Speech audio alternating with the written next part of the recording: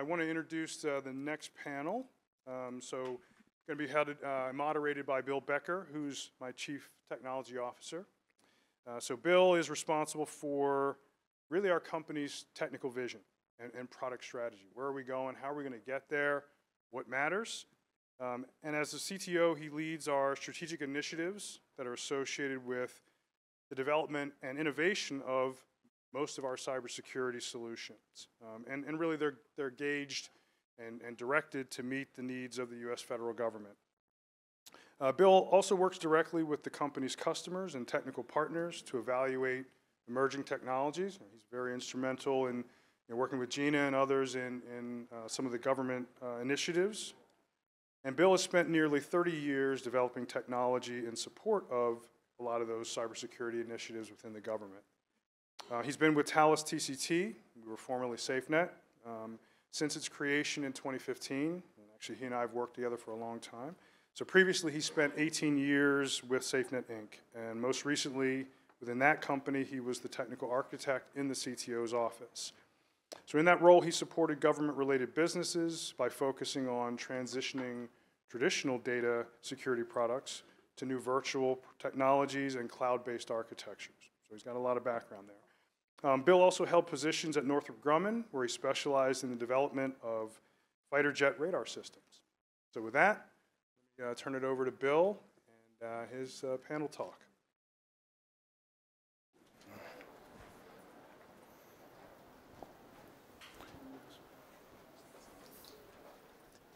Sir, are we good here? Is it any specific order?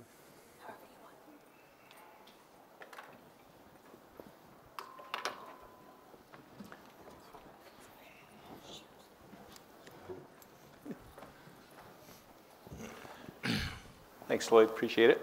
I'd like to thank everyone for being here this afternoon, and also for our esteemed panel of AI experts. We had a great talk from Julian this morning on AI as one of his topics, so we want to expand on that a little bit. So I'd like to kind of start off a quick introduction, then I'll let everybody kind of introduce themselves. To my left is Colonel Hawk, who's the team lead for the Network Cross-Functional Team of Army Future Command. After that is Patrick Elder, Director of Data and AI Center of Excellence at ECS Federal. ECS Federal is a leading provider of AI solutions for the federal government. And then we have Nick Panos. Nick's a Senior Cybersecurity Advisor in Google Cloud Office of the CISO. And then finally, Dr. Jennifer Cowley, Market Intelligence Lead from the DoD Chief Digital and AI Office, which was something new to me. I didn't know we had one of those, so we're glad to have her here. So Colonel Hawk, if we want to start with you, go ahead and I'd like everybody to kind of introduce themselves, what their organization is, and kind of your role and how it relates to AI. We'll just kind of go left to right. Sure. So I came from, so I'm with the Army Futures Command Network Cross-Functional Team. It's led by a two-star, our director, and we have 206s. We have a chief of staff who does administrative things, and we have myself who does the mission piece. As it relates to this, security and AI are both under my umbrella, as well as data. We'll probably get into that a little bit. I think data has a very important component to AI and security. But prior to this, I was at the National Security Agency, and that's how I got to, and I was doing cybersecurity. So I was doing all things related to cybersecurity. And that's how I got to the Army. All right, thanks. Great. So Patrick Elder, I run our Data and AI Center of Excellence at ECS. ECS, we're a system integrator for the federal government, civilian, defense, IC. We even have a little commercial work that we do as well. My role there is to work across all of our data and AI technologists to help us pull together the best solutions, share lessons learned, solve challenging problems, and go find the next thing that we're going to solve for. I've been doing data and AI in one form or another for about 19 years within the federal space, served civilian, served the defense, served IC. And now my corporate role, really excited to see all the cool things that we do and figure out how we can make our talent a force multiplier and glad to see that finally data and AI is getting the kind of attention I thought it deserved for my whole career. Hi, I'm Panos. I'm a senior cybersecurity advisor in the Google Cloud office of CISO, or below to Phil Panelists.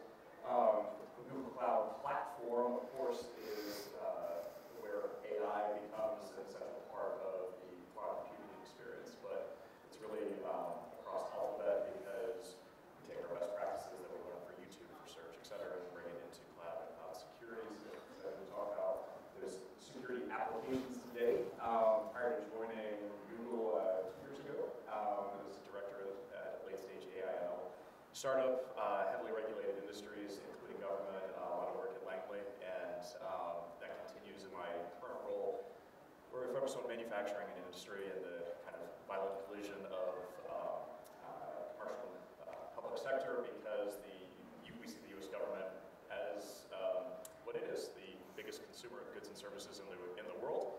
And prior to that, I spent a little over 21 years on active duty in the Navy as an aviator, intelligence officer, and accredited diplomat. Was this last role that was most interesting for AI and quantum computing while stationed in Germany. A lot of experience protecting our interests and our allies' interests from the malign influence of nation-state actors and their attempts at using AI for theft, intellectual property theft, and worse. So we'll get that later.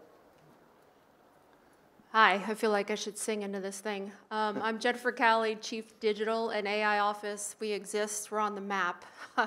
We're a principal staffing agency that supports the DepSecDef. So we get our do-outs and deliverables directly from her. And my role in that organization is I do market research all day, every waking hour, and trying to keep abreast of the tech, how fast it's moving, what are the implications to the DoD, and all of our findings feed up the chain of command to the DepSecDef. And so my history is peppered. It's all over the map. At one point I was a farmer, but I won't go into that. Certainly it's unusual to have a desultory kind of career. But I started in the government about 2012, and I worked in cyber because I'm human factor psychology, which is the oddball in the room. I spent quite a lot of time studying cyber teams and how they worked in their work environment and how we structure the forces in the DoD. And so I'm not a cybersecurity expert by any stretch of the imagination. I'm just baffled by the work that they do, and I study it. And now I'm studying tech that would support them. Great, thank you. So let's get started off kind of with a real high-level question. So we see a lot of stuff in the news about AI, whether it's generative AI, and Julian's comments about Taylor Swift and generative AI with Taylor Swift, right? But as AI experts, kind of what do you see as the impact of AI on the federal government or maybe on its missions? So maybe we start down with Dr. Cowley and work our way back. All right, I'll go first in the hot seat. So the impact is that we had to force ourselves to modernize.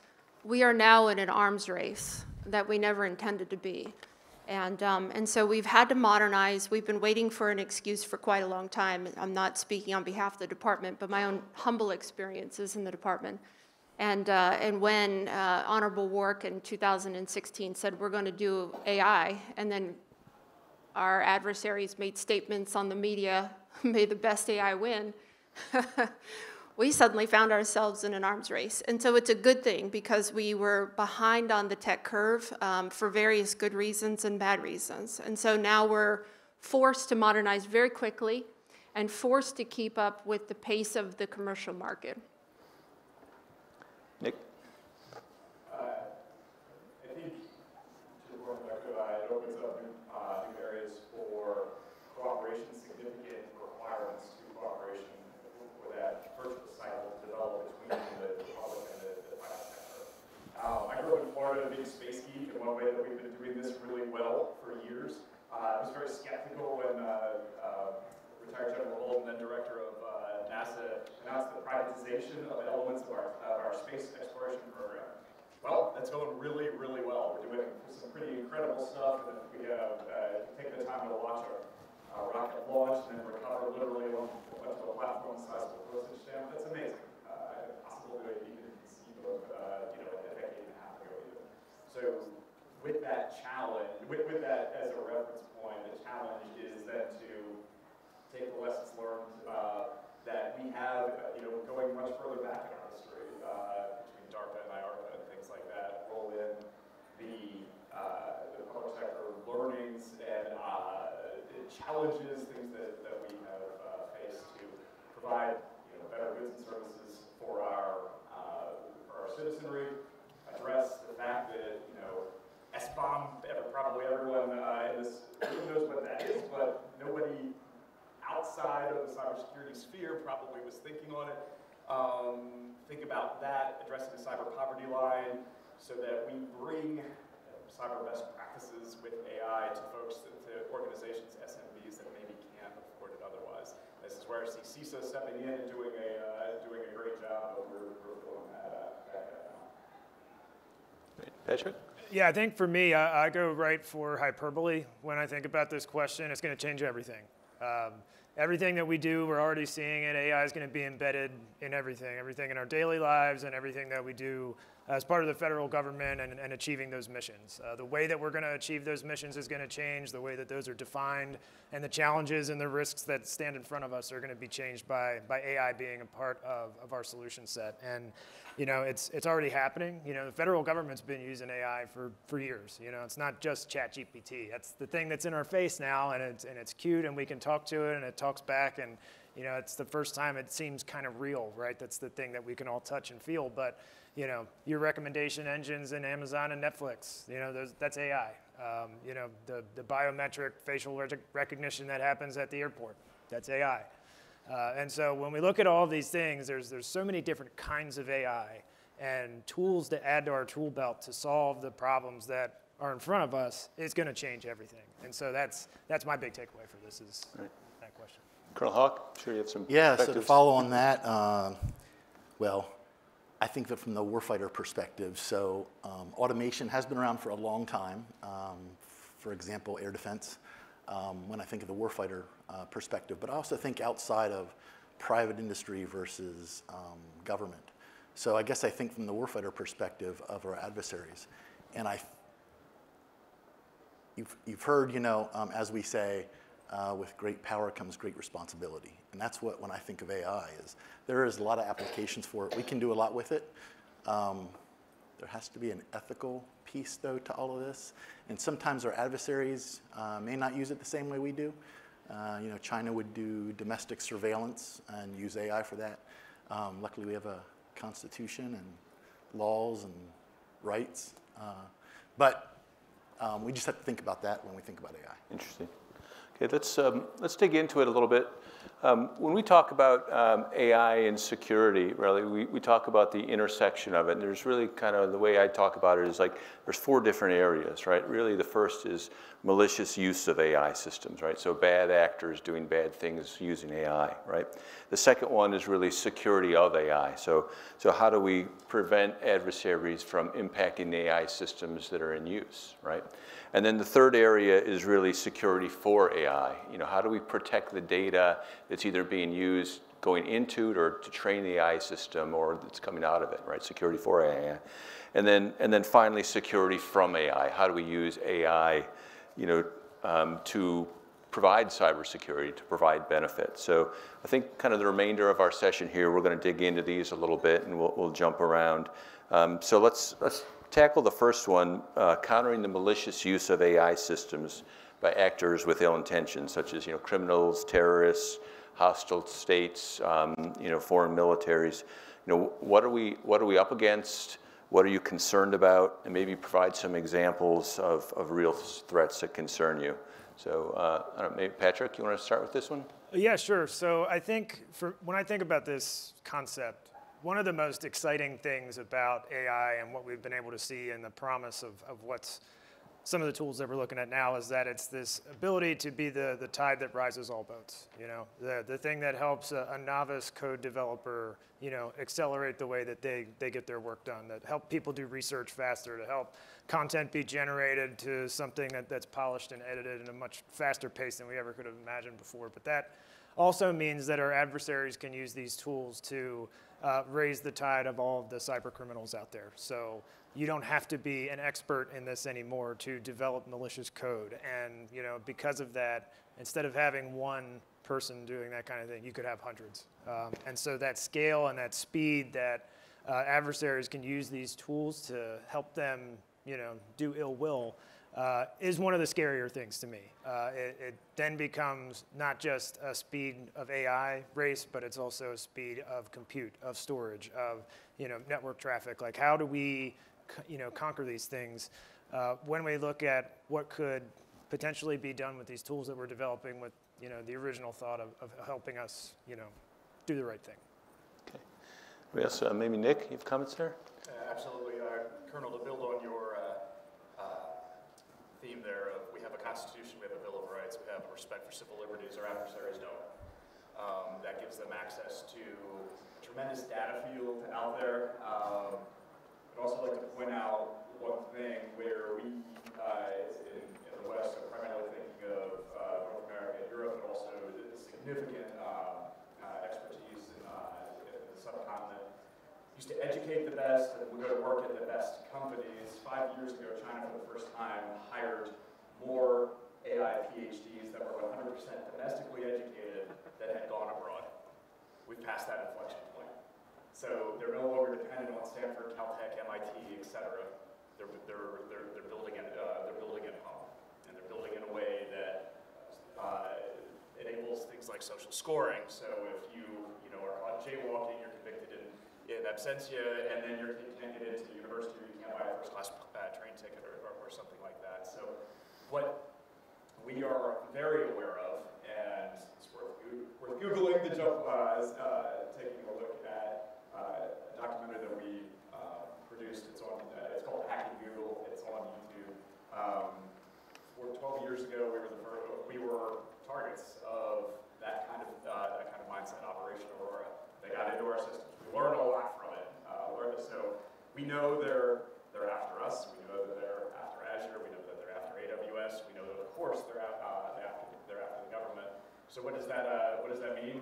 Well, keeping people in the loop is essential. Upskilling the workforce to understand that, as you were mentioning, things are getting more and more human-like. So those phishing attacks and smishing attacks are getting far more realistic. As connotation and denotation get much better in those, those natural language things.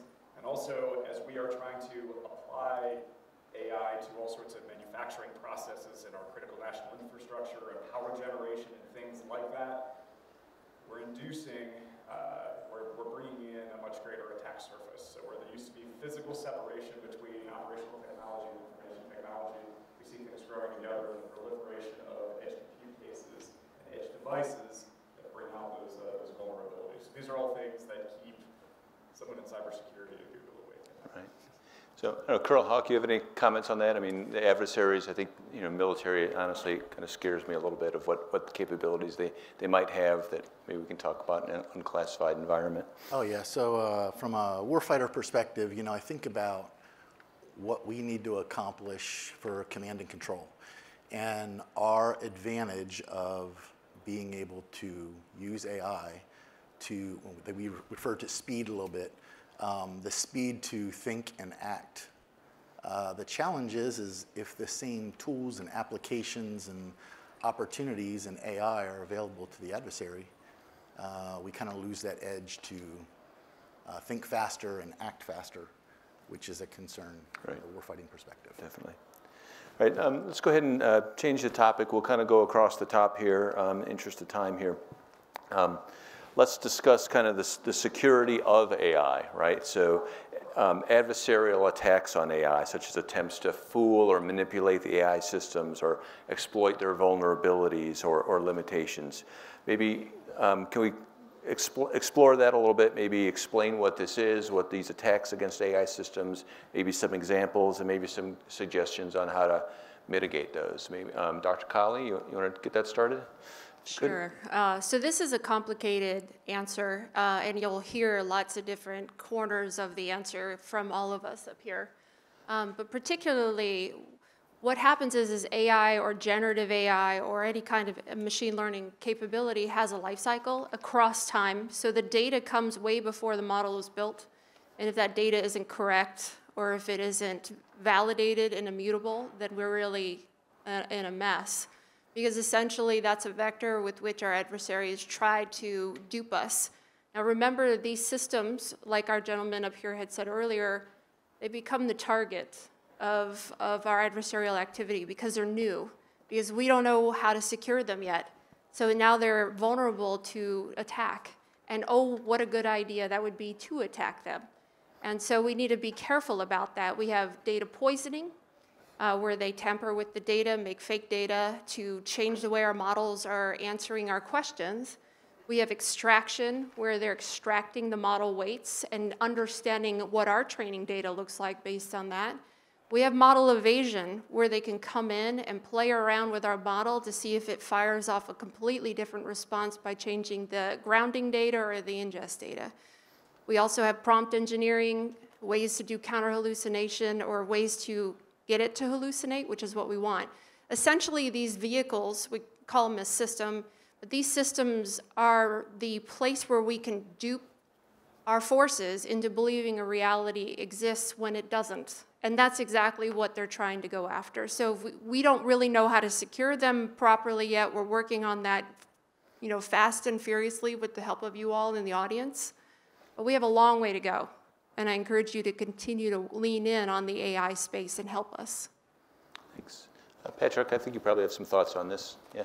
Yeah, I find this one interesting, and we look at AI and a lot of the ways that we want to apply it in our systems, and I think it's like what Nick said, is these things start to be embedded in our infrastructure. They can become a weak point because a lot of our AI models don't give deterministic answers. They're not always going to give the same response if you give it the same input, and that is a risk. That's something that our adversaries can use to figure out what those weak points are and how to make the AI fail. The thing that we've become reliant on. And if we start to take the human out of the loop, which will happen, and these become automation points, these are, where you can find the cracks in the armor and try to leverage those things. And so I think as we look at the ways to avoid these kind of things, can we run the same model against the same data multiple times? Usually you don't get the same hallucination multiple times, but you do get the same right answer, 9 out of 10. That's one thing we can do. Different kinds of models against the same kinds of data. Use different ways to ask the question. Are there ways that we can put in place to try to mitigate that?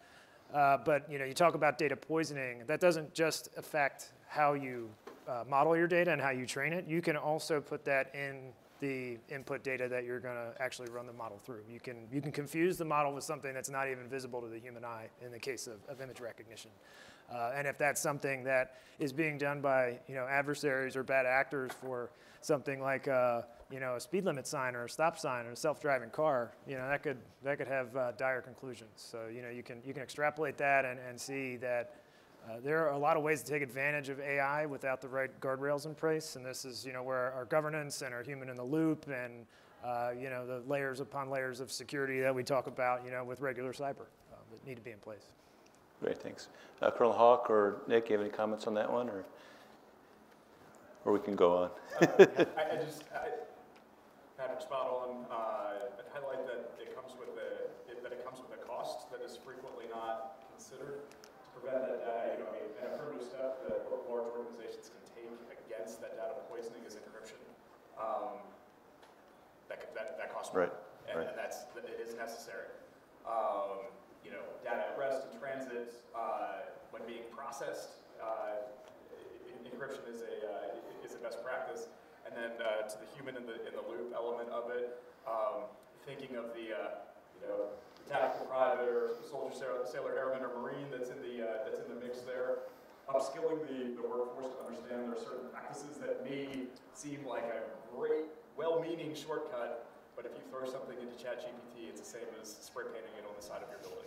Right. So that FOU material or CUI material has no business being in that open source environment. So that's a good segue. We'll go ahead and move kind of to the next area, right?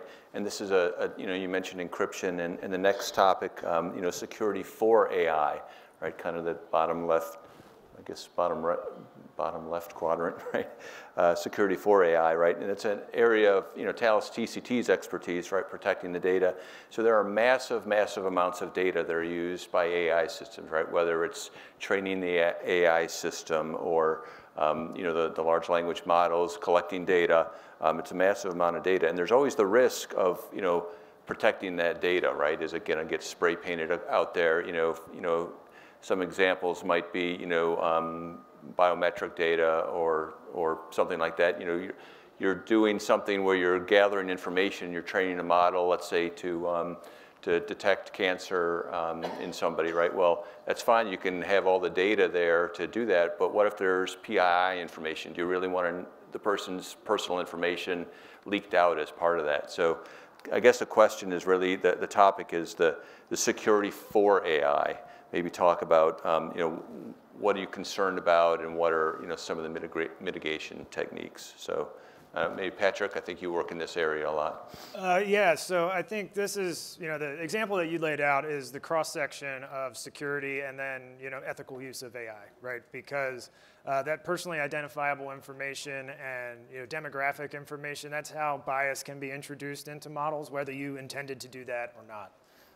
Yes, we want to protect that data from getting into the wrong hands, but we also want to make sure that our models are performing in a way that's ethical and responsible. So what I think about when I look at this kind of question is, how do we secure data now? If we were going to put that in the hands of a human being, what kind of controls would we put in place? And how or why would we want that to be different if it were a model? Sometimes I like to think of the model as, an intern level person that just has been able to read all the information that I have in my organization. They don't know everything, but they can give me answers that make sense. And so if I would be comfortable giving that information to an intern that, may spit out something that is incorrect or unexpected without other kinds of training from outside sources, would I do it? Would it be safe for somebody else to ask that intern a question when I only wanted them to answer to me? And so it's the data itself that needs to be secured in a role-based, attribute-based way. Think about, least amount of information needed, but also the models themselves. Who gets access to them and what the output of the model is that they need to see access to. So, there's complexity there, and I think, this is where the application building around AI models is really important, because that's where you can layer the right kinds of security and get the responses to serve the intended purpose. Great. Maybe Colonel Hawk, you have any comments there? Yeah, so I think about security from, as DoD, we traditionally had a perimeter security look, and now we go to a zero trust look, and we're securing more at the application level and the data level. But when I think about AI and security, I think about more than just data. I think about the life cycle and everything else that contributes to the AI piece, and that's from the sensor perspective to the data in the database, to if any of those things are compromised along the line, whether it's the AI model or application, but it's not just the AI piece. It's all the inputs, the data sources, and everything that goes into it, because if that stuff is compromised, your output's not accurate. And when it comes to targeting, can have some It's not good. bad effects if someone changes something like a grid coordinate. All of a sudden, your target isn't what you think it is, and it's a friendly target versus an adversarial target. Dr. Cowley, you have any comments on this? Oh gosh, where do I begin? All of that, yes. Foot stomp all of that. I mean, if you think about it, it's a wedding cake of layers, right? You have the data layer, you have the data transport layer, you've got, your AI ecosystem, you've got your containerization, et cetera. But a couple of things I wanted to point out anecdotally, 3 quick stories. One is, with responsible AI, I collect vendor materials all day long, and we have to analyze that manually by hand. We can't use technology because I can't throw it at ChatGPT, and now I've created IP theft. Because essentially ChatGPT takes everything I want to feed that model or ground that model with to produce something of quality for my team. And now they have your data. And now they learn my trade secrets and they learn your trade secrets. And now they capitalize on that and improve their ecosystem of technology. Because we're studying generative AI, and so are they. So responsible AI extends to other things that never were thought of before. But also, keep in mind there's other parts of this ecosystem. There's the chip level. So we have side channel attacks when we produce low parameter models and we embed that on a chip. So now we can walk up in the vicinity of that and pick up the signals and understand and decrypt keys and secrets that we didn't think were important. Now in the field with warfighting, it seems pretty low risk. But when you get into a data center, it's a bit different. A lot of noise is generated from signals in the data center, but you still have to watch out for that. Another thing that I need to point out to the cyber community that we're finding a stumbling block is CVEs are irrelevant. Essentially, some models we cannot scan for vulnerabilities. And so that whole model of hardening and finding the compliance level may be a little bit tougher than we thought with regular software. So we have to be very careful about that and encourage the community to be able to figure out a way that we can scan deep neural nets for vulnerabilities in the code. Interesting. So, so let's, in the interest of time here, to leave some time for questions. So I want to get to kind of the last quadrant here, which is really security from AI, right? We've been talking a lot about the dangerous things, the bad things, what we have to worry about. So let's take a couple minutes, of how can AI, what's the good side of it from cybersecurity? Maybe some examples, or how do you see the future? How can we best make use of this technology kind of for the good and to make things more efficient for, I guess, humanity in general? Nick, why don't we go ahead and kick it off? Thanks. AI and large language models in particular are being used now to simplify cybersecurity in some ways. For example, thousands and thousands of lines of code, you can have a large language model distill what it's actually doing into a few lines of narrative prose. So as a cybersecurity pro, you have an easier time explaining to a commanding officer that maybe isn't a combatant commander lead that doesn't need to know everything about this particular model in the same detail that a practitioner needs to know. So that's one way. This large language models can also be used to effectively screen code repositories, GitHub and various other repositories. And then associated families of models are making pretty great strides for anomalous activity detection. Things that move at the speed of AI are being detected at that same speed. So if it's being launched against us, we have to employ it going backwards. So I think those two things, the simplification for non-techies, as well as the detection of the extremely technical environment, are both great advances for us. Patrick, what do you think? Yeah, I think what you talked about, Nick, and the ability to look at this network traffic and start to pick out anomalous behavior, because it's not a single data point, right? It's a stream of things that come together that signify an event. And that's challenging to do without the kinds of models that we use when we create large language models. So I think that's a really exciting application of that. And secondarily, one of the things that we talked about on our teams is in order for you to be a good security officer and be compliant with the 853 and other regulations and code, a lot of times that takes a very senior level person to understand what all this stuff means and then how to interpret that and navigate that with the program teams to figure out the right way to put these controls in place. And just knowing what they are is daunting. And you could have a database and you could search it and you could read the standard language over and over again, but if you're a junior person, it just kind of takes those cycles to get good at it. But if you're able to leverage LLMs and say, is this control written in a way that meets this requirement? You can get really quick responses on that. How could I change it? How can I make it sharper? What's missing? Just by having that kind of dialogue with something that's able to give you understandable responses is a huge time saver. And again, kind of raises that tide for all of our security professionals to be better, to spend less time in the grind of memorizing all this stuff and just knowing it because you've done it so many times. Great. Dr. Cowley, what good can we get from security from AI? Well, I think pretty much what everybody had said. I mean, you can think about how intelligent agents can replace human beings, and we've had several commercial vendors who have done that very well, like McAfee. They replace the entire workload of a human being, and this is really critical when you have staffing counts that are down. You can't hire the right talent. You just train up a corpus of intelligent agents to be able to do the work of your missing staff. Now, will it be perfect? No. Do we need additional folks? Yes. For governance, making sure that these models don't misfire, that these intelligent agents behave correctly. And that's where additional work roles open up if we can find the talent in the talent pool. Right. Colonel Hawk? Yes, I guess when I think of identity, credential, and access management from an ICAM perspective is one piece of the puzzle was to quickly identify malicious activities in the network.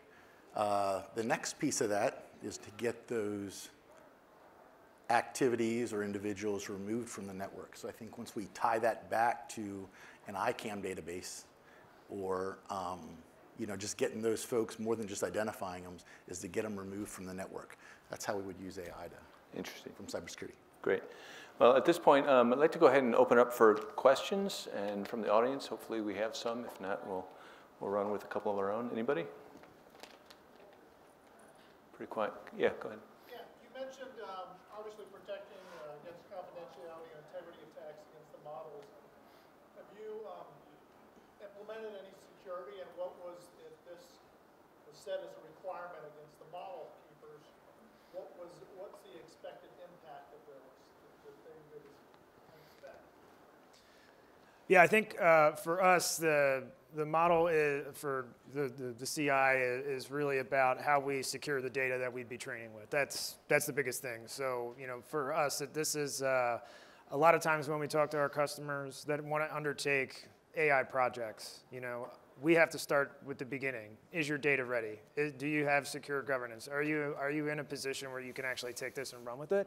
Or would we be better off to use something that's pre-trained that we can use and just kind of augment with the right kinds of prompts or the right kinds of application around it? So I think when I think about what's required for good confidentiality or good integrity around your data and your models, it starts with the data. It always starts with that.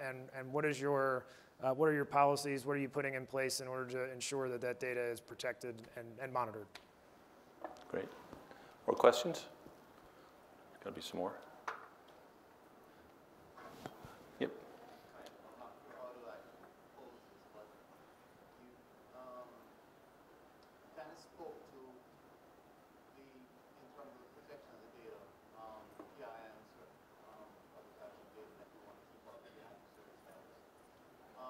Statistically, you want to, the larger the data number of data points you have, the more accurate any projections you have. When you remove that kind of information from the data, from your data pool, don't you, in a way, reduce the accuracy of the projections that are going to be given by the engine?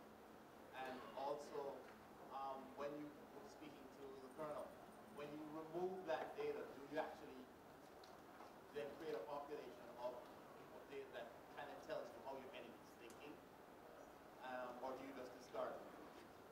Because I'm sure that could also be used in terms of looking at the approach that your enemy uses in the way they attack you. So there are actually that's two questions.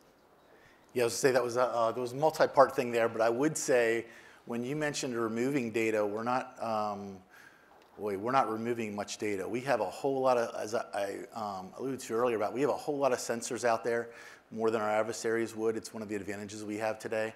And we are just generating an awful lot of data. The issue, just like 9/11, is it's processing that data fast enough to make a decision. And I think that's the advantage of AI, is if we have all this data out there, if we can't process it and we can't allow the commanders to make decisions faster, act faster, and think faster and act faster, as I talked about, that's a problem. But that's where AI comes in. I don't think we're removing any data per se. I think we're using the data that we have, which is an awful lot, to continue to make the best decisions we can. And I think AI is helping us with that. Okay, Dr. Cowley?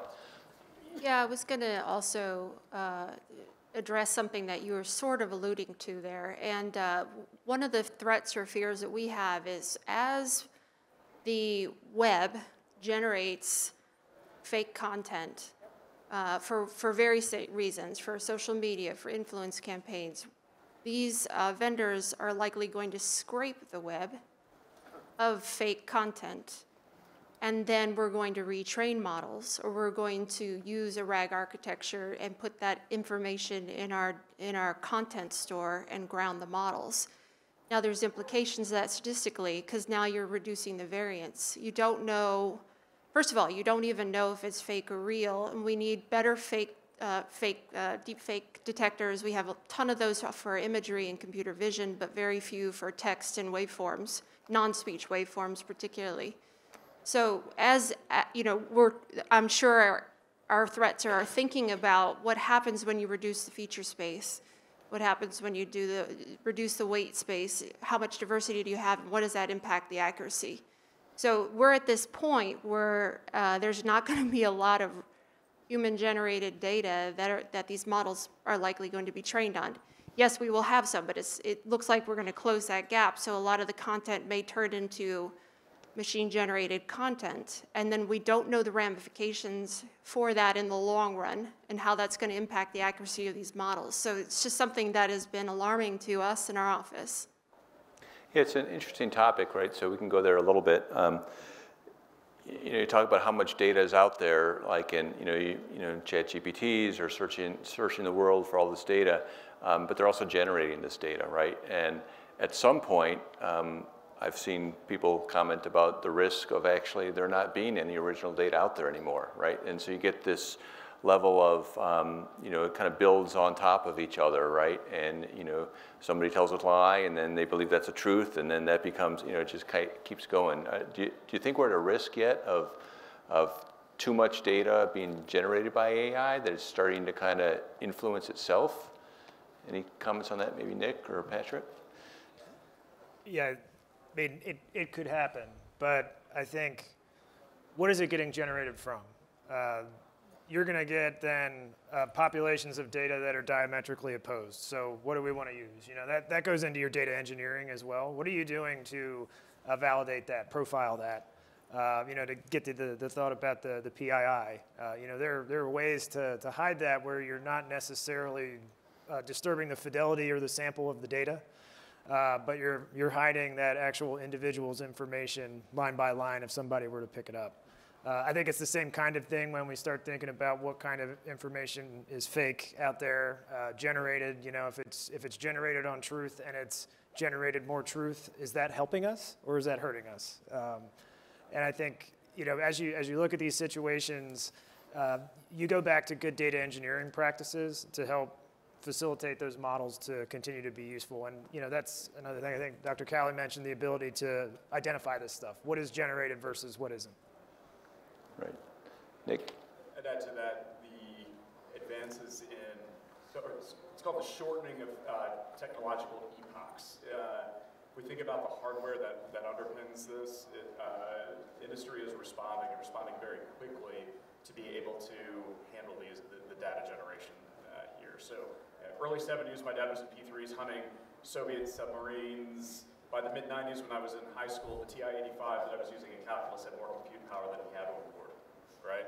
And if we leap forward to thinking of the data centers now and the TPUs that we're building specifically for AI, optimized for AI, in 5 years, those even could be obsolete. But we've come that far, that fast, with this massive data generation. So, it's a consistent race, but I think one that we're running pretty well. Okay.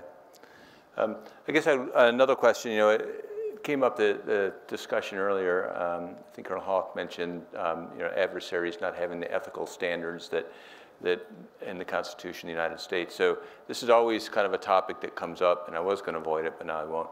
So the ethical use of AI, right? So it's a big topic. It's a big topic in the press, but globally, how do we handle that? I mean, maybe there's policy in the U.S. that we can do. There's European policy, but what if our adversaries in the military world don't go by those rules? So are we allowed to fight a fair fight? So I don't know, maybe anybody have a comment on that, on how to handle the ethical use of AI at a global scale? Or Dr. Cowley, any ideas on that? It's an easy one, huh? Sure, yeah. How do we make world peace? I think you have to take a history lesson and look back at time. And I think a lot of times when there are other technologies, when ethical use was evaded by our adversaries. And what was the backfire on that? And, on the one hand, they could create a chaotic, war, battlefield or what have you with civilians involved, and everybody doesn't know the truth, right? But that backfires on them just as much as it backfires on us. And so I think holding steadfast to a degree to ethical standards prevents our civilian culture from backfiring on us and turning against our defense and turning against our military structure in the department. But I'm sure Colonel Hawk has a lot of other fruitful things that he can offer about the pace of warfighting. Yeah, no, I would just add that the global standards, I think, are important here. I mean, the example is, nuclear proliferation. You can have a global standard on AI that just says how you're going to use it, how you're going to generate it. Now, is everybody going to play by the rules? Not always. When we talk about non-state actors, but when we talk about state actors, I mean, there's an opportunity for getting countries together to agree to a standard as to how we would use and generate AI, I believe. Great. More questions from the group? Go ahead. An expansion question in addition to non-ethical, I guess, this topic. But I know our adversaries, as we all know, are, attacking our DIB and critical infrastructure, constantly. At what point do we go on the offensive and, kind of set the standard as to mess with us? You're going to get the... It's a great question. I got something. So I'll amplify that before kicking it to the colonel here by saying working directly with the CISO that runs a major utility, it's like the biggest utility in a region of the United States. First thing that animates American life in the morning is electrical power, right? And you go to sleep by it in the evening. It's essential to our way of life. His words: we're already fighting World War III. If it gets too much to handle, that's when we're relying on you, industry, and the government to step in and haul off the dog. So I would say it's already happening, and the numbers are cartoonishly big for the attacks that our critical infrastructure experience each and every day. They're so big that I think if it was published on the front page of the journal, USA Today, your average American couldn't understand this is actually happening. It's remarkable how successful critical infrastructure has been, but it's rare that you're going to hear a tech company advocate for more regulation, but this is absolutely something that we believe that the United States should be leading in. The EU is stepping out, but if you look at where's the preponderance of intellectual capital in this field, it's in the United States. This is an area that we should be leading in. Any other comments? So yeah, I would say I know the earlier panel on cloud talked about commercial hacking incidents that had occurred. But yeah, when you mentioned the DIB, we're fully aware that those things take place. When it comes to state actors and their defense industry, the government has taken action, but we probably won't talk about it any more than that. Yeah. Any other questions? Go ahead. Yes. Could y'all just elaborate on the 4 types of AI that we are dealing with in today's current infrastructure and today's AI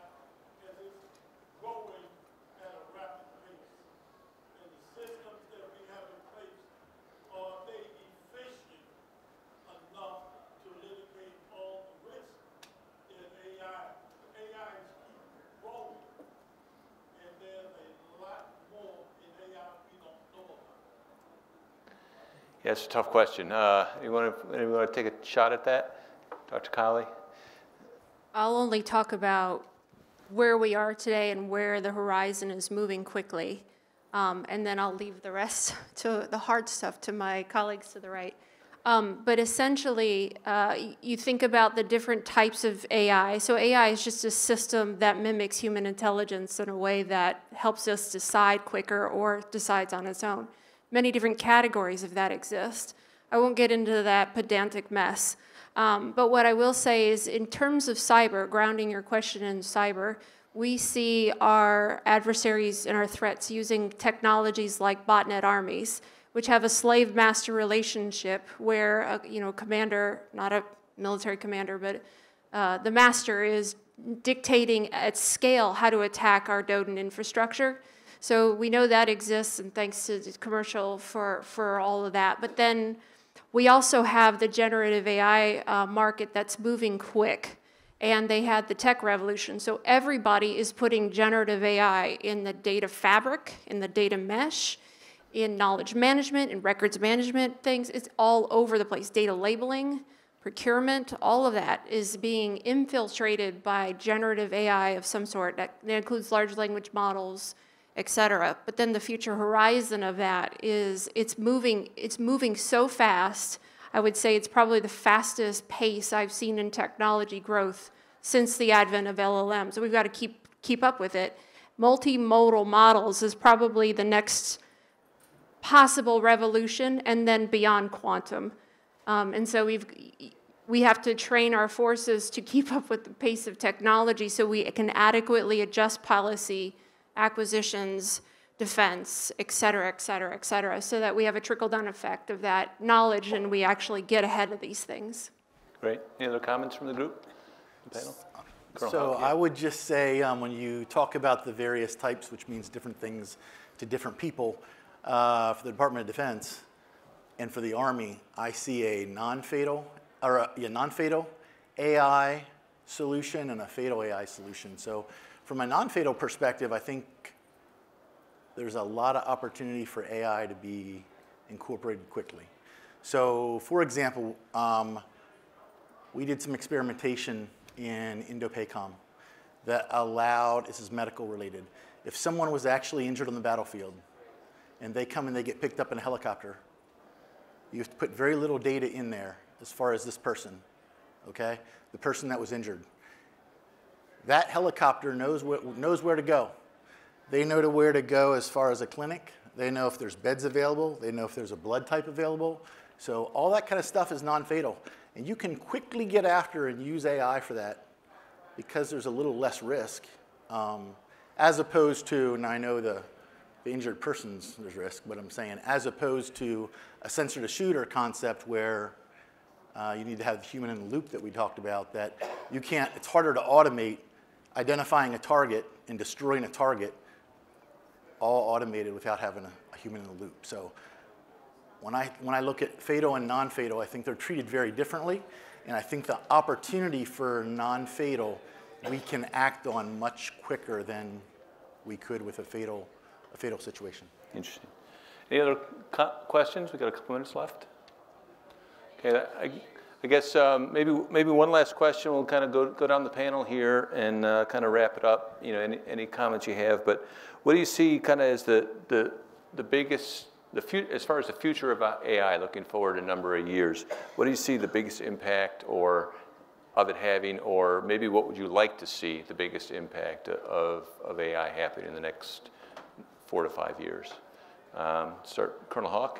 Good. Autonomous everything. I mean, you know, we've been doing it for drones for a long time, but they were, at some time ago, they had less capabilities. I think you're seeing more and more capabilities as we look at autonomous weapons, whether they're ships, aircraft. I think you're going to see more and more of that as we go forward. Patrick? Yeah, I think it's the end of our current toil and our discovery of the new toil. You know, as technologies have become available to us, there are things that we didn't have to do anymore. You know, we look at mobile phones, and now we don't have to go find a payphone to get in touch with somebody. You know, we're in touch with whatever people or information we need at all times. That was unimaginable 25 years ago. If I look forward to where we could be 25 years from now via AI, no idea. Like, does this mean that I'm never going to have to write an email again? I'm just going to have to like shout at my Google speaker and boom, there it goes. Like maybe. Is that something I don't ever have to worry about? You know, will there be predictive maintenance of my mailbox? You know, that's responding for me and, you know, arranging my calendar and letting me know I need to take some time off. You know, that's all the possibilities that are there. You know, my imagination runs wild with what is possible with these tools. Great. Nick? I'll go back to policy and the development and implementation of policy that kind of shoots the gap of a secure AI framework that doesn't stifle innovation. The EU has moved out well in this area with initial steps, but they can overregulate things. That can lead to negative outcomes as well. So that policy that's in place that enables all those life-improving innovations that are on the horizon and already happening. Great. And Dr. Cowley? So I do agree with everything that they're saying because I'm very optimistic about the future. But there's one thing that I would say that worries me to death that I want to articulate to you all, and that is when we have human in the loop who are trying to validate that a model is performing correctly. That's because they have the knowledge today to be able to do that. It means they've read the material, they've struggled it, they studied it forever. As we become more and more reliant on these knowledge management systems to augment our understanding of reality, we'll lose our technical edge. We will then rely on them as a crutch and we'll become more and more technically debted as people. And we won't be able to discern whether the model is truthful or not. And so societally, and I hate saying that word because I am human factors, but we have to be very careful. And we need the commercial community to lean in and help us figure out what is the best ratio of relying on these technologies to help us versus using it as a crutch so we become technically incompetent. And then we can't tell if the model is hallucinating or it's spitting out the wrong stuff. Interesting, thank you. All right, I think we're going to wrap it there, and I'd like to thank the panel for their insight today, and certainly we'll be around afterwards if you have questions. Thanks.